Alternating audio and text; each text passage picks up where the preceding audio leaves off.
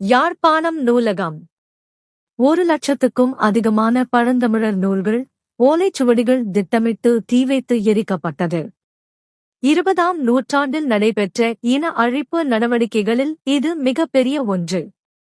அப்பாடா கொசுல இருந்து தப்பிச்சாச்சுன்னு நினைச்சு அதுல இருக்க ரசாயனத்தை சுவரசிக்கிறதுனால என்ன பக்க விளைவு மறைமுகமாக வருதுன்னு தெரியாம அவன் கார்ப்பரேட் பொருள வாங்குறீங்க.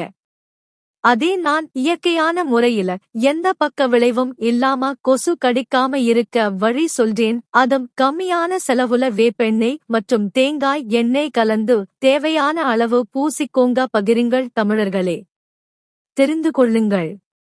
குரோசின் மாத்திரையை டாக்டர்கள் பெரும்பாலும் உடல்வலி, தலை வலி போன்ற காரணங்களுக்காக பரிந்துரை செய்வார்கள். ஆனால் இதை அதிகளவில் பயன்படுத்துவதால் தோல் நோய், சிறுநீரக கல் போன்ற நோய்கள் உடலுக்குள் DC1 ஏற்படுத்துகின்றது. சிந்தியுங்கள்.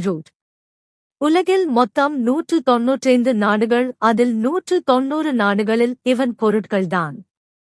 1930 இல் ஆரம்பித்த யூனிலெவர் கம்பெனி நாம் காலை முதல் மாலை வரை பயன்படுத்தும் அன்றாட பொருட்கள் அனைத்தும் இவனுடையதே. உதாரணமாகாம லக்ஸ் டாவ் இவனுடையதே. ஆனால் விளம்பரம் மட்டும் வெவ்வேறு கம்பெனி போல் விளம்பரம் செய்வான்.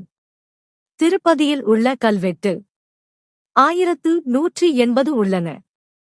இதில் 1130 கல்வெட்டு தமிழில் உள்ளன. வெறும் 50 கல்வெட்டு மட்டுமே தெலுங்கு, கன்னட மொழிகளில் உள்ளன. 16 சாளுவ வம்சம் 236, பல்லவ, சோழ, பாண்டியர் 229, கிருஷ்ண தேவராயர் 25, அச்சுதராயர் 14, 7, சதாசிவராயர் 13, 5 கொண்டை வீடு அரசர் காலத்தவை.